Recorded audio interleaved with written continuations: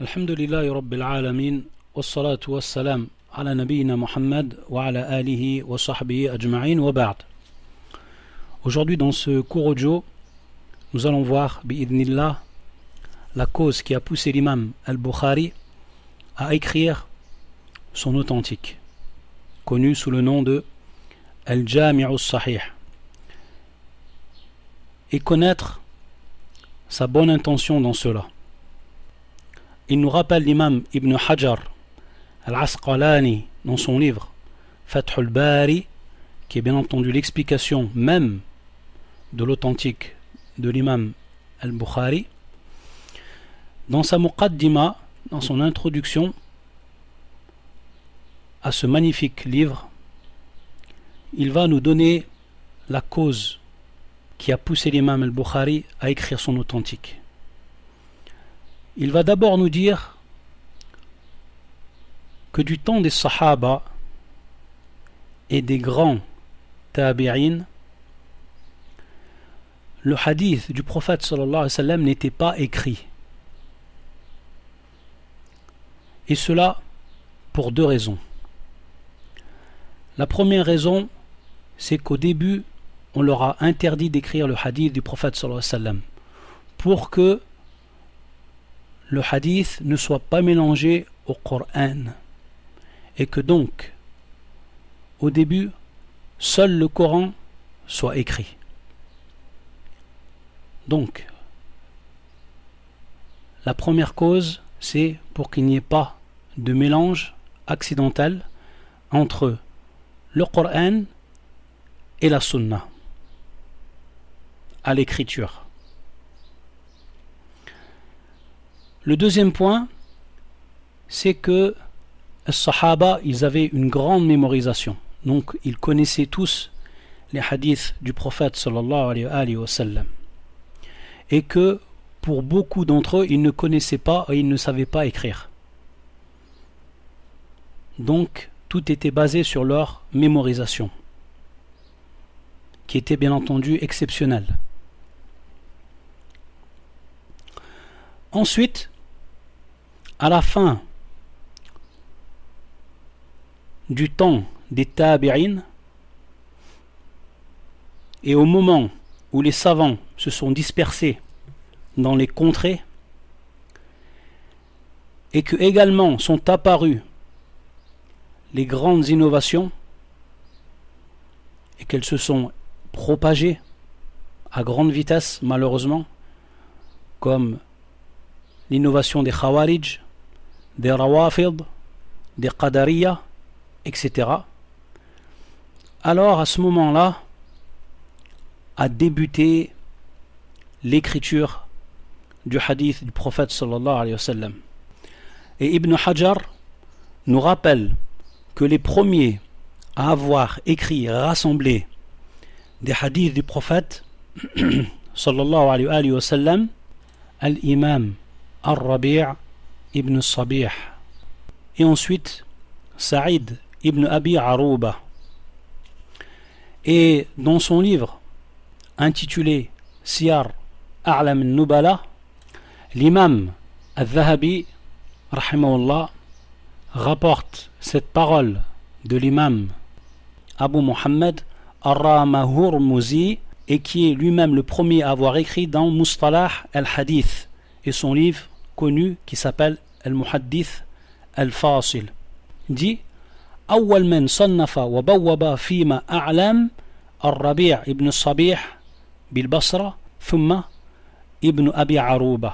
Donc il dit les premiers qui ont écrit et qui ont rassemblé sous des chapitres le hadith du prophète sallallahu alayhi wa sallam, c'est donc Ar-Rabi' ibn Sabih qui lui était au Basra, et ensuite Ibn Abi Arouba. Donc c'est les premiers qui ont débuté dans l'écriture du hadith.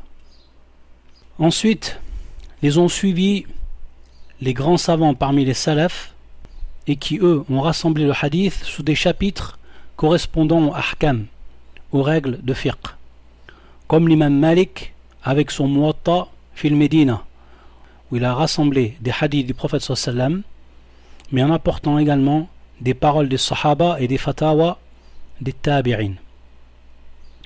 Il y a eu à Mecca Abd al-Malik ibn Abd al-Aziz ibn Jurayj, qui écrit de même, dans le même registre. Au Sham, il y a eu l'imam al-Awza'i, Abd al-Rahman ibn Amr al-Awza'i. Au Koufa, il y a eu l'imam Sufyan ibn Sa'id al-Thawri. Au Basra, il y a eu l'imam Hammad ibn Salama ibn Dinar. Donc tous ces grands savants ont eu un point commun à leur époque, et qui est d'écrire des hadiths du prophète sallallahu alayhi wa sallam en les rassemblant sous des chapitres des règles de fiqh, al-ahkam. Ensuite, il est arrivé l'époque des al-masanid, ceux qui ont écrit un musnad, c'est-à-dire en prenant en compte le sahabi qui rapporte le hadith du prophète sallallahu alayhi wa sallam. Et parmi eux, il y a eu Al-Khuza'i, Nu'aym ibn Hammad Al-Khuza'i. Il y a eu également le célèbre Musnad de l'imam Ahmad ibn Hanbal, rahmatullah ala al-jami', et d'autres encore. Et lorsque l'imam al-Bukhari il a vu ces livres, il s'est aperçu qu'ils contenaient des hadiths qui étaient authentiques, mais également des hadiths qui ne l'étaient pas.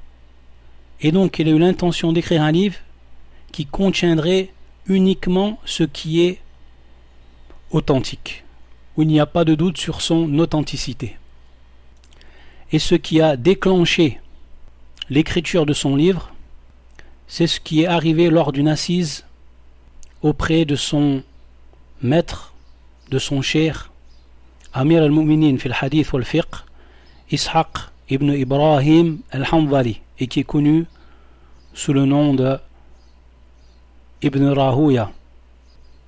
Et lorsqu'il a dit, rahimahullah, Ibn Rahuya, لو جمعتم كتابا مختصرا لصحيح سنة رسول الله صلى الله عليه وسلم. Donc il a dit, si vous réunissiez dans un livre concis l'authentique de la sunna de l'envoyé d'Allah sallallahu alayhi wa sallam. Il dit l'imam al-Bukhari, فوقع ذلك في قلبي فأخذت في جمع الجامع الصحيح. Il dit l'imam al-Bukhari, après avoir entendu cette parole de son cheikh, cela a eu un impact dans mon cœur et j'ai débuté mon ouvrage. Donc l'écriture de son livre intitulé Al-Jami'u as-Sahih. Mais également, ce qui l'a encouragé à écrire ce livre, et ce que rapporte Ibn Hajar, c'est que l'imam al-Bukhari, comme le rappelle Muhammad ibn Sulayman ibn Faris, que l'imam al-Bukhari a dit qu'il a vu le prophète sallallahu alayhi wa sallam dans son rêve. Et il dit comme si j'étais debout devant lui. Et il y avait dans ma main un chasse-mouche, comme son nom l'indique, qui sert à chasser les mouches.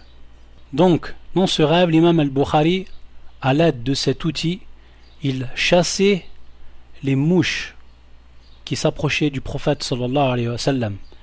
Et lorsqu'il a demandé à ceux qui sont spécialisés dans l'interprétation des rêves, ils lui ont dit, tu filtres les mensonges que l'on attribue au prophète.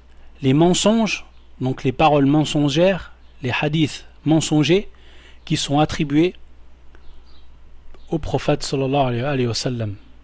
Et également, l'imam Ibn Hajar rapporte que l'imam Muhammad ibn Abi Hatim al-Bukhari al-Warraq dit qu'il a vu l'imam al-Bukhari dans son rêve et qu'il marchait derrière le prophète sallallahu alayhi wa sallam, qu'il le suivait pas à pas.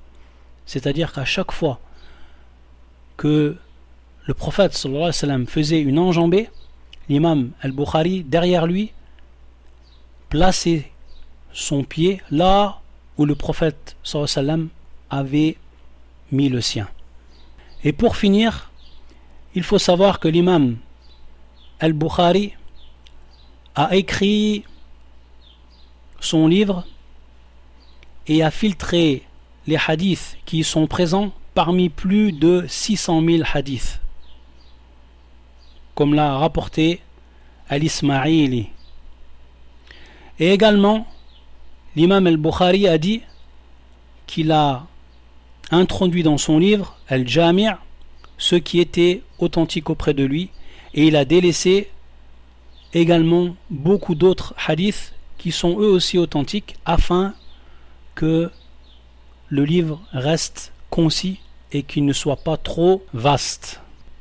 Et l'imam al-Bukhari, après avoir terminé son ouvrage, il l'a montré à l'imam Ahmed ibn Hanbal, également l'imam Yahya ibn Ma'in, également l'imam Ali ibn al-Medini et d'autres encore, et ils ont tous approuvé ce livre. Ils ont témoigné de son authenticité, sauf pour le cas de 4 hadiths.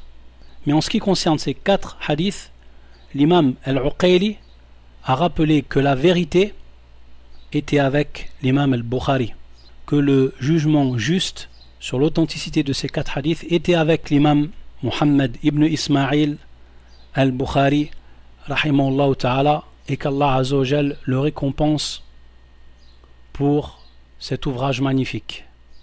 Wa sallallahu ala Muhammad wa ala alihi wa sahbihi ajma'in.